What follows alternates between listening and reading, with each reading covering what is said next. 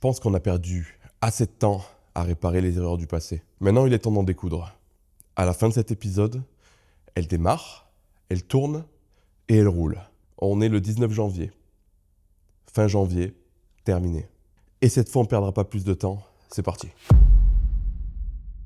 Bon, commençons par l'alternateur. Si vous avez suivi l'épisode précédent, il fallait que je supprime cette partie-là parce qu'elle m'empêchait de passer ma courroie.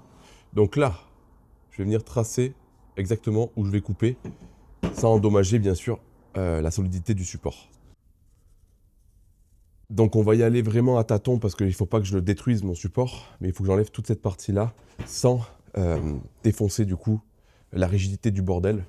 Donc c'est parti, on va y aller un peu en mode freestyle, mais on n'a pas de temps à perdre, il faut que cette voiture roule maintenant. Ah oui, et avant de commencer à découper, je comptais vous mettre une musique en timelapse pendant que je découpe. Mais il y a encore des gens à qui ça gêne d'entendre de la musique IA. Rapidement, je vais vous dire un truc, je fais pas mal de musique, j'aime beaucoup la guitare, etc. depuis toujours.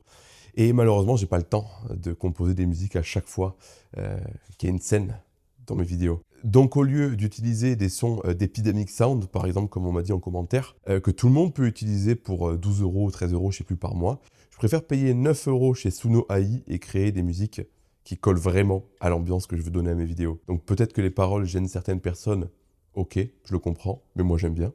Et je vous garantis un truc, le jour où je trouve le temps, où j'aurai un monteur ou quoi, je vous promets que je ferai mes propres sons, mais pour l'instant, il y a d'autres choses à gérer.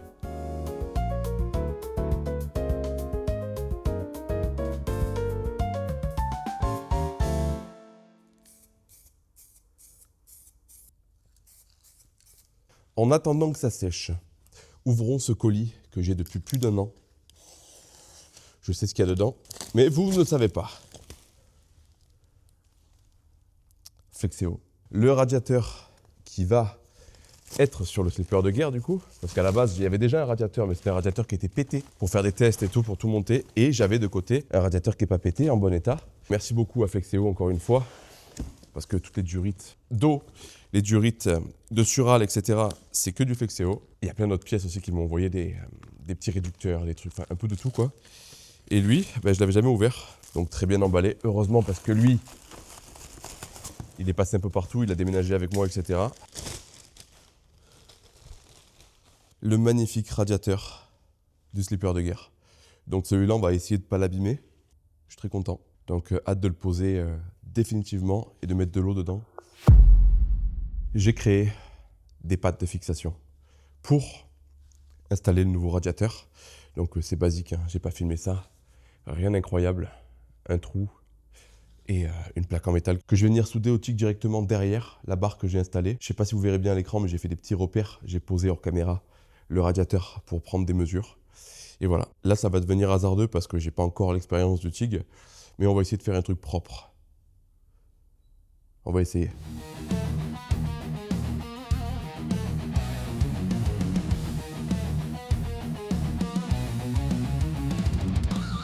Je fais de la merde. Je vous ai épargné la partie soudure parce que j'ai pas envie de cramer mon objectif, mais croyez-moi, ça fait bien 4 heures que j'ai coupé la caméra. J'ai avancé. On a un alternateur avec mon système hasardeux mais fonctionnel encore une fois. On a le plus qui est connecté derrière, directement au solénoïde de démarreur. Là, la modine, je ne l'ai pas changée, je l'ai juste tournée pour pas qu'elle vienne gêner l'alternateur. Et du coup, on pourra faire passer les tuyaux par-dessus. J'ai aussi monté la courroie, du coup, voilà. Donc maintenant que j'ai tout coupé, ça passe, nickel.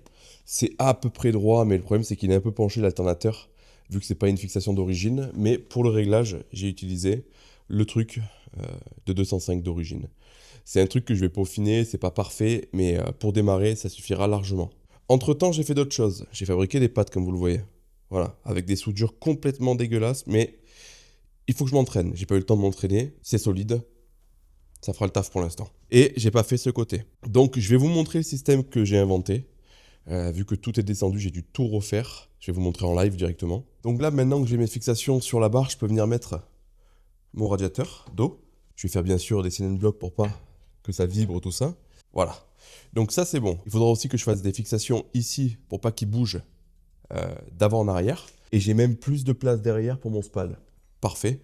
Maintenant, l'échangeur, etc. Voilà le système que j'ai inventé. Maintenant, ça vient se fixer par dessous et plus par en dessus. Voilà.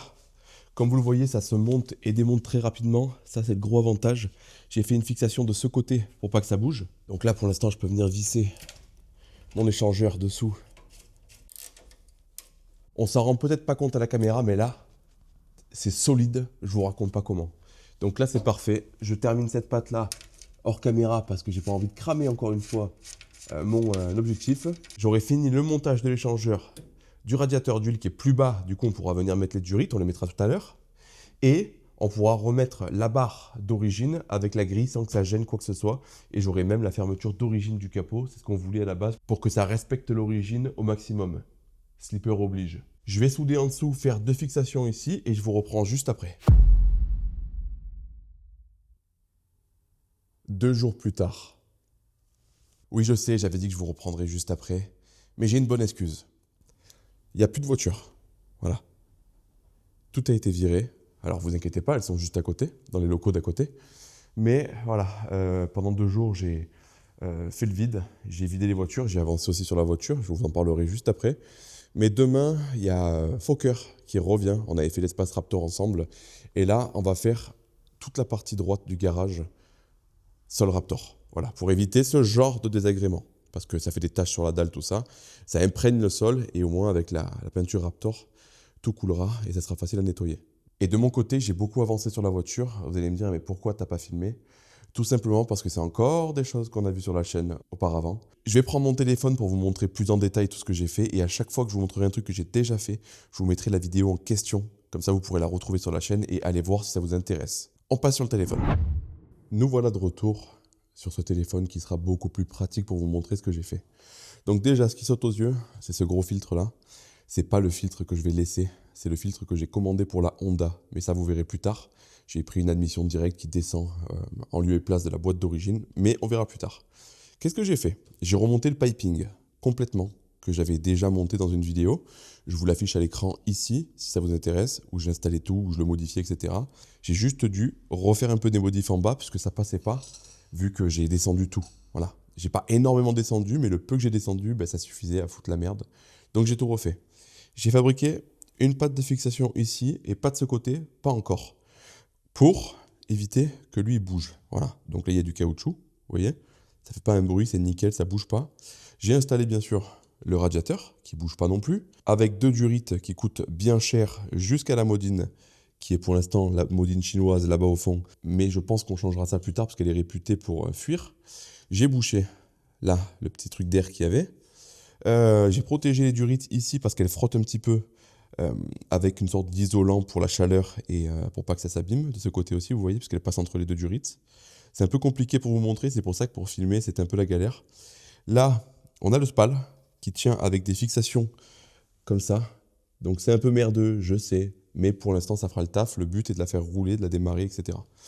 Il y a eu pas mal de galères. Et là, la plus grosse galère a été le support de bobine. Je vous mets des images à l'écran du moment où je l'ai fabriqué. En gros, j'ai retrouvé ce support qui servait à la base pour poser un truc sur le Trailblazer. C'était pour le système de lampe que j'ai mis dessus. Il y avait plusieurs supports disponibles. Et comme par hasard, celui-là tombait exactement au niveau de l'emplacement du tendeur d'alternateur. Donc je m'en suis resservi. Je vais refabriquer une fixation ici qui va aller là, juste à côté, pour que ce soit plus stable. Mais rien que comme ça, déjà, ça bouge pas. Donc ça, c'est une bonne chose. J'ai repercé, j'ai fait tige filetée, etc. avec des boulons pour que ça tienne bien. Mais problème qui s'est posé, c'est que les antiparasites étaient plus assez longs. Voilà. Donc j'ai dû refabriquer un antiparasite. Ça aussi, c'est temporaire. J'ai commandé un autre kit d'antiparasite pour être sûr qu'il n'y ait pas de problème. Du coup, j'en ai refabriqué un juste pour la démarrer. Entre-temps, j'ai refait le passage des câbles, etc. Donc pareil, ça sera beaucoup plus propre plus tard, mais là, c'est que du temporaire. Ne vous excitez pas dans les commentaires. Ici, j'ai vu pas mal de commentaires sur ça. Vous inquiétez pas, ça arrive. J'ai commandé pour au moins 400 balles de pièces. Je vais vous les montrer. On a une partie là, donc de la grosse durite AN10. On a une descente de turbo qui sera plus intéressante qu'un tuyau en caoutchouc. AN10 aussi. Et là-dedans, on a plein de raccords, dont un raccord en Y qui va servir à l'arrière du moteur pour avoir une partie pour le dégazage du bas du bloc et une partie pour la descente de turbo qui sera aussi en AN10. Hop, et qui va passer du coup en durite jusqu'à la descente d'origine du turbo. Donc ça, hasardeux, mais fonctionnel. Et j'ai commandé pas mal de raccords aussi AN10 pour pouvoir faire le dégazage du haut. J'ai pris ça là, vous voyez. Et on va venir souder sur l'alu ici directement un téton AN10 et on pourra venir mettre ça par-dessus. Donc en espérant qu'il y ait la place, oui, ça passera. Large, ça passera et ça partira derrière jusque là pour le dégazage. C'est des magnifiques pièces, ça coûte cher, mais au moins c'est qualité. J'ai aussi trouvé un bouchon de radiateur parce que j'en avais pas. Donc lui, pareil, dans cet épisode, il faudra trouver un emplacement pour le poser. Donc je pense qu'on va le mettre à l'origine, comme sur les TD, comme ça. Il va falloir que je joue un peu du TIG encore pour fabriquer un support qui va se mettre là. Donc ça va être facile, ça va pas être l'étape la plus compliquée. Et pour l'instant, le turbo ne sera pas refroidi par eau, parce que ça va prendre trop de temps à créer pour cet épisode. Mais plus tard, bien sûr, je ferai un circuit d'eau pour le turbo, et peut-être même changer de turbo. Je ne veux pas forcément rester sur le max speed. J'ai pas trop confiance. Je vous ai pas montré les raccords, mais ça, c'est des raccords AN10 du coup à souder. Donc j'en ai 2 en inox et 2 en alu. Ça devrait largement suffire à terminer mon trafic dans cette vidéo. Je suis très content. Aujourd'hui, là, on va tenter un démarrage. Juste, il nous reste un truc à faire avant de tenter. Ah oui, j'ai oublié de vous dire, j'ai rajouté le câble d'accélérateur aussi. Il n'y en avait pas, donc c'est un câble à faire soi-même. Il faut le couper, etc. Mais ça tombe en lieu et place de l'emplacement d'origine. C'est parfait. Il manquera juste le câble d'embrayage que j'ai commandé aussi en neuf à monter, mais ça pareil, je ne pourrais pas vous montrer, c'est dessous. Là, il nous manque une seule chose à faire pour tenter un démarrage, c'est venir créer des joints de ce côté-là et de ce côté-là de la platine d'adaptation pour le papillon de 306 là. Donc on va redémonter juste de quoi le décaler, fabriquer des joints à la main à découper, et il faudra remonter aussi le capteur map. Ah si, je ne le voyais pas à la caméra, mais remettre un collier pour le capteur map. Et faire 2-3 vérifs et on pourra tenter un démarrage. Si la voiture démarre, on arrête tout, je peaufinerai un peu mieux la map s'il y a besoin de le faire. Et je ne sais pas si on aura le temps dans cet épisode, mais ça sera peut-être dans un autre, on va s'occuper de toute la partie protection de la chaleur. Donc tout ce qui est échappement, tout ça, il y a une Cerakote dessus, mais je préfère quand même rajouter une protection. Donc on verra pour faire comme on voit sur les réseaux, vous savez, les plaques à former, etc., à souder dessus, pour que ça protège bien. Il faudra faire une cloison aussi, là, pour la chaleur sur le vase d'expansion et sur tout le faisceau. Donc ça, pareil, je vais commander des plaques à former soi-même et pour faire un pare-chaleur, quoi. Il va me manquer aussi des fixations de la MacValve et les durites parce que je suis allé en chercher tout à l'heure au magasin et il n'y avait plus de durites. C'est la première fois que ça m'arrive, mais bon, vous êtes sur au bordel. Commander une chaussette de turbo, une chaussette de wastegate, là, elle est magnifique celle-là, pour aussi protéger et en fait faire un maximum de protection partout sur les durites pour pas que ça frotte, etc. Pour pas que tout se pète en rien de temps. Je suis très content. On passe à la grosse caméra pour les joints. Alors, pour retomber ça, on va devoir desserrer ici le piping, là, pour pouvoir le décaler. Ok, tout simplement, capteur de température et le papillon. J'ai 3 vis à enlever. Et là, comme vous pouvez le constater, il n'y a pas de joint et il faut en faire un. Allez. Donc ça, pour rappel, c'était une pièce que j'avais fait usiner sur mesure, directement chez un usineur, en lui donnant les bonnes cotes et tout. Il m'avait fait un travail de fou furieux. Et voilà. Donc là, ça va être plus complexe, mais on va trouver une solution. Donc on a nos 2 pièces ici, et pour venir faire un gabarit, je vais utiliser une feuille blanche. Déjà, je vais commencer par faire des formes comme ça avec mon doigt, en essayant de ne pas bouger trop la feuille. Donc juste avec le doigt, hein, j'arrive à faire des traces, parce que j'ai les doigts noirs. Je ne sais pas si on verra bien à l'écran, parce que c'est assez léger, mais j'ai ma forme. Je vais venir tout simplement découper mon papier pour avoir mon gabarit. J'ai mon joint, mon gabarit pour le joint, donc j'ai découpé mon papier, et je vais venir le reporter du coup sur mon joint à découper.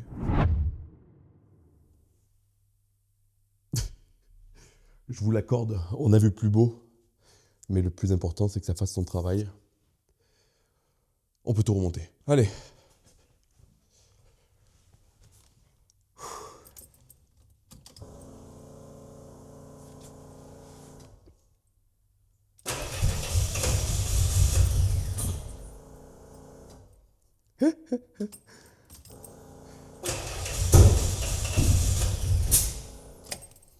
Peut-être mal réglé parce qu'il y a des P où ça pue. Je vais quand même vérifier l'ordre d'allumage et tout parce que depuis le temps que je ne l'ai pas démarré, autant j'ai branché des bougies à l'envers et tout. Je vais vérifier 2-3 trucs avant de faire le con et on va redémarrer. J'ai revu tous mes réglages MaxEQ que je vous présenterai plus tard bien sûr. Et la plus grosse erreur que j'avais fait, c'est que j'avais mal rebranché mes antiparasites. Je me suis embrouillé avec la photo que j'avais prise de la bobine, tout ça, et j'avais mélangé un peu. Donc ça fait 1 heure que je refais les réglages. Il est temps d'essayer.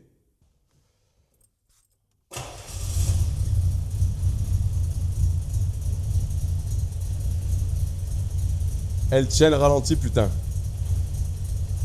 Elle fait pas de bruit par contre. Hein. Elle fait absolument pas de bruit.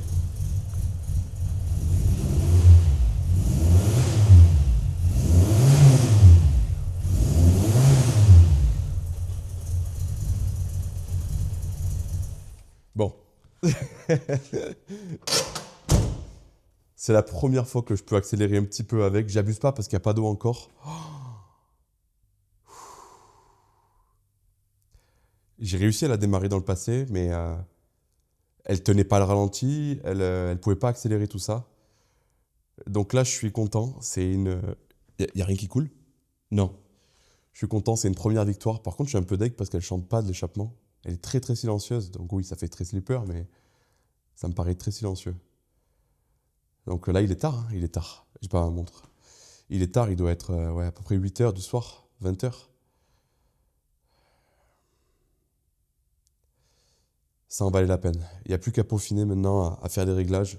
Je veux pas trop la faire tourner sans qu'elle m'ait peur et regarder tout ce que j'ai fait, tout ça. Mais putain, j'ai réussi à faire ma map de démarrage. Rien que ça, c'est une fierté. Je tremble. Je tremble.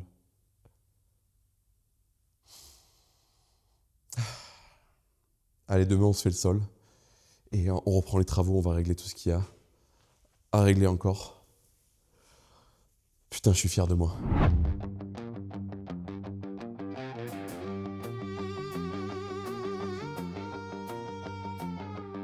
Voilà que le Fokker revient dans le sud, pas pour une voiture cette fois. Le garage est vide, le sol attend, encore une fois il va agir. Bidon ouvert, gris bien épais, pas là pour le style, juste pour durer. On parle peu, on perd pas de temps, ce qui compte c'est que ça résiste. On le fait couler sur le sol. Attends, maintenant ça tient, maintenant c'est solide. En bordel, dans le sud on fait les choses bien. C'est pas pour faire joli, c'est pour résister à mes projets hasardeux.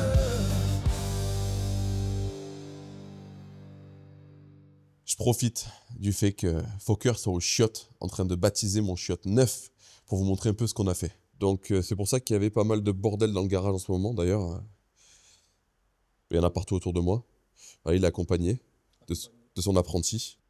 Donc il va vous expliquer un peu mieux ce qu'il a fait. Là, on est revenu un peu plus tard dans la journée pour passer la deuxième couche. Donc il vous en parlera mieux que moi, mais j'ai préféré faire ça plutôt que de mettre de la résine classique, déjà parce que c'est beaucoup moins cher et parce que c'est beaucoup plus solide aux hydrocarburants, etc. Enfin, il saura mieux vous en parler. Mais voilà ce qu'on a fait. Et on a fait une partie pour l'instant, comme vous voyez. Et la semaine prochaine, il revient. Je bouge tout ce qu'il y a de ce côté, et on attaque celui-là. Le problème, c'est que là, vous n'avez pas l'odeur. Ça sent ultra fort, c'est ultra violent. Donc toute la journée demain à travailler avec cette odeur, ça va être quelque chose. Qu'est-ce que tu veux que je te raconte encore? Ah bah écoute, raconte-nous un peu pourquoi déjà on remet du Raptor au sol, alors que tu en as mis sur mon Renault Espace. Alors, en fait, les gens pensent que le Raptor, ça fait 20 piges que ça existe, en fait, et les gens pensent que le Raptor, c'est uniquement pour les véhicules. Aujourd'hui, c'est un produit en fait, qui est utilisé aussi dans l'industrie du bâtiment. Tu peux faire tout ce qui est charpente métallique, etc. Et nous, on l'utilise aussi pour faire les sols. D'accord? Ce qui est en fait un produit qui est beaucoup plus résistant que toutes les peintures époxy qui peuvent exister. Et on va dire que c'est à peu près 5 fois moins cher. Parce qu'une peinture époxy, tu vas peut-être la payer 50 balles du mètre carré si tu l'appliques toi-même. Ouais. Tu le fais, c'est un bicomposant, tu l'appliques au rouleau standard. Là, c'est la même chose, sauf que tu payes 13,80 € le mètre carré. Ouais, sûr, Donc, c'est l'équivalent d'un intéressant. lino, tu vois. Et c'est beaucoup plus résistant qu'une peinture époxy. Ça résiste aux UV, ça résiste aux hydrocarbures. Le liquide de frein, mec. Ben, voilà, exactement ça, c'est un truc qui est important pour moi parce que j'ai tendance à tout faire tomber par terre, tu vois. Et effectivement, le parti à faire là, je crains le pire. Hein, parce que je vois l'huile qui est par terre là, on va bien s'amuser à nettoyer. Alors, attends, pour ma défense, c'est pas le slipper, ça. D'accord. Ah ouais. Ça y était déjà? Non, Non. c'est pas, non, ça y était pas, mais c'est pas le Sleeper. Ah oui, d'accord. C'est un autre véhicule. C'est la Honda. D'accord, ok, c'est pas grave. alors. Voilà. Mais oui, c'est un très bon produit, donc il y a vraiment un intérêt aujourd'hui à l'utiliser sur les sols. Donc nous, à la base, on n'est pas spécialisé dans le bâtiment. Ouais, Et du ouais. coup, tout ce qui touche l'automobile, forcément, on a énormément de clients qui ont des garages comme le tien, ou même en particulier qui ont des hangars ou des garages, où les mecs font de la mécanique. Et effectivement, arrive un moment, si tu es professionnel, tu as envie que ça fasse quand même beaucoup plus propre parce que tu vois, ton sol il boit, ça fait dégueulasse et puis ça glisse, ça arrive un moment. Ouais, Alors ouais. que là, en fait, si demain tu fais une vidange par terre, ça va couler, tu vas remettre un petit coup de sopalin, ça boit pas, ça va pas cloquer, liquide de frein, acide de batterie, tout mec. Ouais, tu passes un coup de nettoyant frein, c'est neuf quoi. Nickel. Bah Nickel. écoute, j'ai hâte de tester, Voilà. je te dirai ça. Donc tu verras. Voilà mon pote. Donc on va attaquer la deuxième couche. Et est-ce que tu as un petit code à proposer Oui, à mes abonnés? je peux, oui. Ouais. On fait quoi comme d'habitude? Un petit Bordel. bordel 5. Voilà, ça vous donne 5% de remise sur le Raptor, les gars. Ok, donc Voilà. remerciez-le, c'est un gentleman, un grand homme. Voilà. Allez, Allez, toutes les informations dans la description et nous, on attaque la deuxième couche. c'est parti. Allez, enfile tes grolles. Nous sommes le lendemain, l'odeur de peinture est ultra forte. Et en plus, c'est un jour encore de pluie, donc je peux pas forcément ouvrir. Voilà, regardez ce que ça donne. Ça va pas spécialement bouger depuis hier, mais je peux pas encore marcher dessus. Donc on va laisser sécher. Et du coup, c'est le bordel partout autour de la voiture. Mais on va avancer quand même, parce qu'aujourd'hui, j'ai commencé à faire des trous là. Ils sont absolument pas droits, mais c'est normal, vous allez voir. J'ai commencé à fabriquer le support de vase expansion. Donc j'ai pas filmé, mais en gros, voilà. J'ai même pas eu besoin de souder, j'ai pris une équerre que j'ai tordue dans tous les sens, je vais vous montrer ça de plus près. Et je viens tenir le vase avec une tige filetée. Alors, en gros, voilà le trafic, c'est une pièce que je vais bien sûr peindre. Là pour l'instant, c'est juste des tests. Mais si les trous sont pas droits dans la voiture, c'est parce que les trous sont pas à la même hauteur ici. Mais une fois que c'est posé, c'est complètement droit. Donc je vais monter ça et je vous montre ce que ça donne. Et une fois qu'on l'aura monté, qu'on aura mis la durite d'eau, on pourra enfin mettre le slipper en eau et le faire tourner plus longtemps pour voir déjà si elle chauffe bien, pour voir la FR, etc. Pour vérifier les points clés, on va dire, de la sécurité du moteur pour l'instant. Je vais mettre ça en place et j'ai réfléchi aussi à la catch can. Je voulais la mettre là, ici. Donc il y en a plein sur Instagram qui m'ont dit ouais mais il y a l'arrivée d'air ici, ça va être condamné, je m'en fous en fait, j'ai pas besoin d'arrivée d'air, c'est pas une voiture avec laquelle je vais aller faire mes courses, donc je m'en fous un peu. Et je pense mettre la catch can ici, voilà. Donc c'est un peu chiant parce qu'il faudra démonter l'aile au cas où s'il y a besoin de la vider. Logiquement on ne devrait pas devoir la vider, mais bon. Voilà, je vais la mettre là je pense temporairement et je vais refaire un deuxième trou comme celui-là juste à côté pour passer les dash 10 là et on verra bien ce que ça donne. Hier, pendant qu'on faisait la peinture avec Fokker, j'en ai profité, j'ai vu Tablasco et il m'a soudé mon téton AN10 là sur mon cache culbu. Donc on l'a sablé, on a soudé comme il faut, etc. Et j'ai refait une peinture avec un nouveau logo au bordel qui est bien dégueu et totalement pas droit pour respecter la ligne éditoriale de ma chaîne. Donc c'est parfait. Donc c'est parti, montage.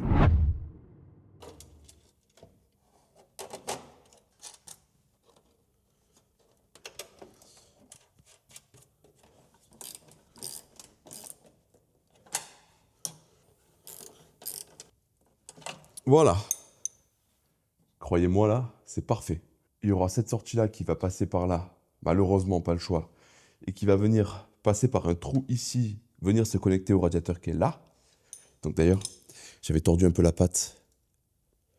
Il faut que je la remette un peu droite. Voilà.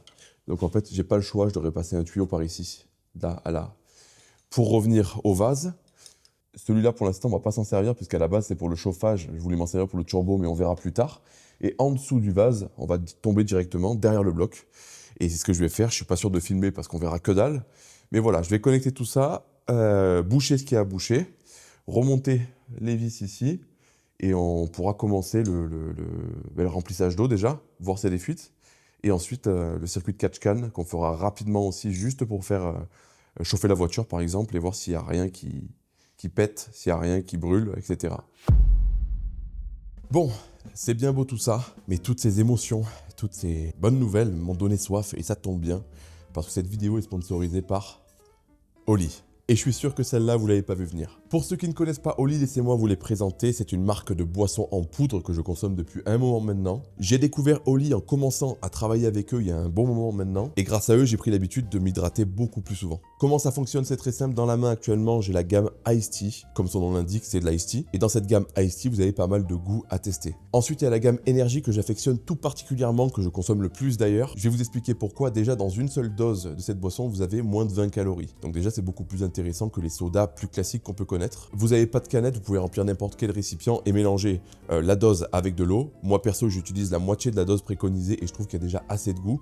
Donc un petit pot qui fait 50 doses comme ça me dure beaucoup plus longtemps. Et le gros avantage de la gamme Énergie, c'est qu'à l'intérieur, ils utilisent un truc qui s'appelle la New Caf. Pour vous la faire courte, c'est de la caféine cristallisée. L'avantage de cette caféine-là, c'est que vous avez un gros coup de boost et que vous n'avez pas de gros crash une fois que l'effet de la caféine est passé.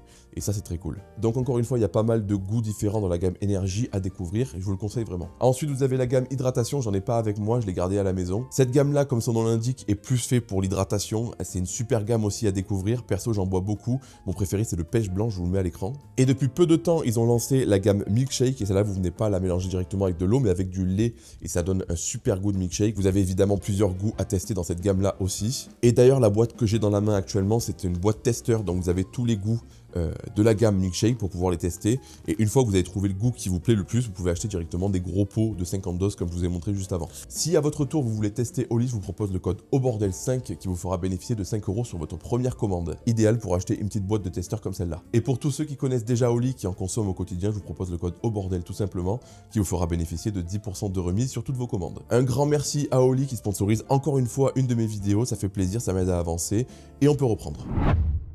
Là, on rentre clairement dans la partie qui me stresse le plus. Pas mettre de l'eau, trouver d'éventuelles fuites, mais la partie où s'il n'y a pas de fuite, je vais la faire tourner pour la laisser chauffer. Et c'est con, hein, mais ça me stresse, mais... Ne regardez pas la couleur du liquide, c'est juste pour un test. Je vidangerai tout et je mettrai le bon liquide. Évidemment, j'ai que ça en stock. Est-ce qu'il y a des fuites ? Alors, est-ce que ça coule quelque part? Pour l'instant, j'en vois pas. Ah, on a une fuite au niveau de cette durite là. Le bouchon qui est en dessus, qui est peut-être pas assez serré. Je pense que d'origine, il les serre pas, au cas où, pour pas écraser le joint. C'était juste pas serré, je vais aller serrer celui qui est de l'autre côté.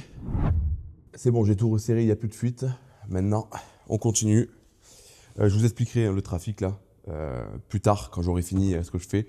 J'ai aussi mis la durite de dégazage.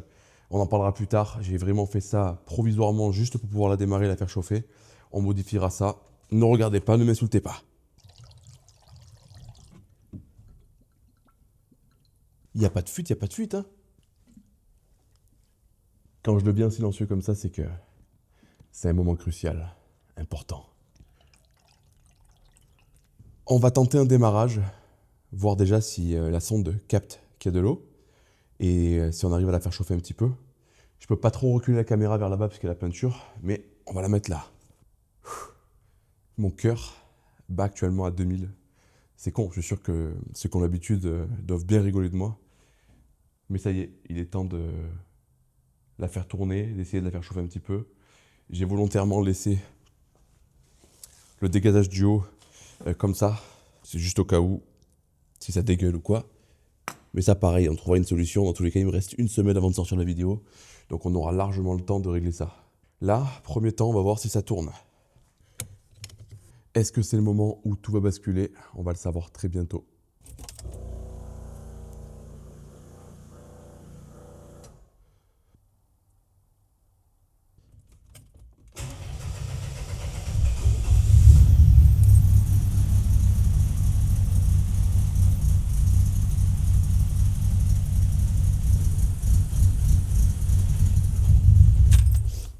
Trop riche, beaucoup trop riche. Ouf, va falloir faire des réglages, c'est beaucoup trop riche. Elle se noie tellement qu'elle est riche, la cochonne. Quelques réglages et on se retrouve.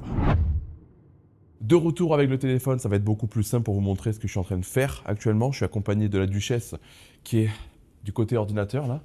Voilà, elle a un micro aussi, donc elle pourra parler et elle a le téléphone dans les mains aussi. Elle filme en même temps, vous allez avoir double caméra. On va tester si le capteur map est exact ou pas. Pour ça, j'ai acheté ce truc-là. Donc c'est une pompe à pression et dépression et je suis venu connecter le capteur map qui est là. Voilà. Donc là, de son côté, elle filme Max EQ qui est en train de montrer normalement 100 kPa, c'est ça? Oui, 99. 99, donc 99 kPa, c'est la pression atmosphérique normale. Ici, on est à 0. Donc là, si j'appuie, je le mets en dépression, il me semble. Non, en pression. Donc attends, me dis pas pour l'instant.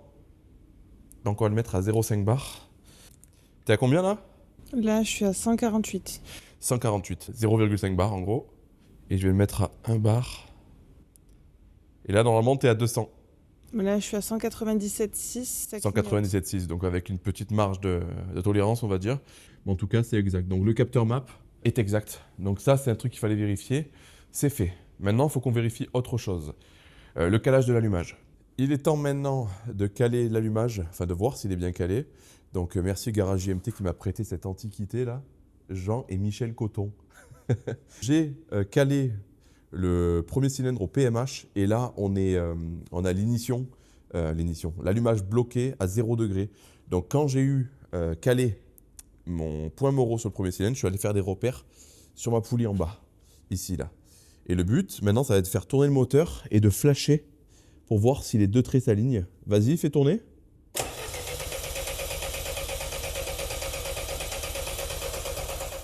Ouais, on voit rien à la caméra je suppose, mais en tout cas c'est bien calé.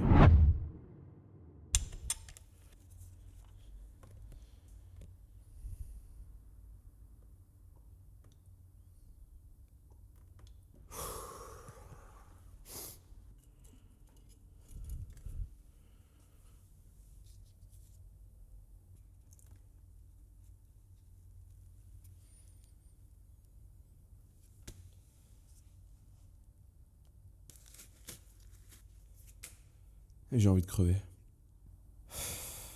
Vous l'avez pas vu, mais après avoir testé le capteur map, après avoir testé l'allumage, etc., tout était parfait. Et je l'ai fait tourner, comme vous avez vu plus tôt dans la vidéo. Et en fait, je m'amusais à augmenter, descendre la table VE pour l'enrichissement, l'essence, pour avoir une lambda correcte. Et elle commençait à tourner vraiment bien. Elle tournait nickel, il n'y avait pas de fluctuation, alors qu'il n'y a pas de papillon électronique, il n'y a pas d'actuateur de ralenti, elle tournait nickel, elle tourne entre 1000 et 1200 tours. Et à un moment donné, la duchesse, elle me dit ça fume beaucoup, donc je me dis c'est normal, c'est neuf, donc ça fume. Et je coupe le contact au cas où, là je vois la catch-can qui était posée par terre, débordée d'huile blanche.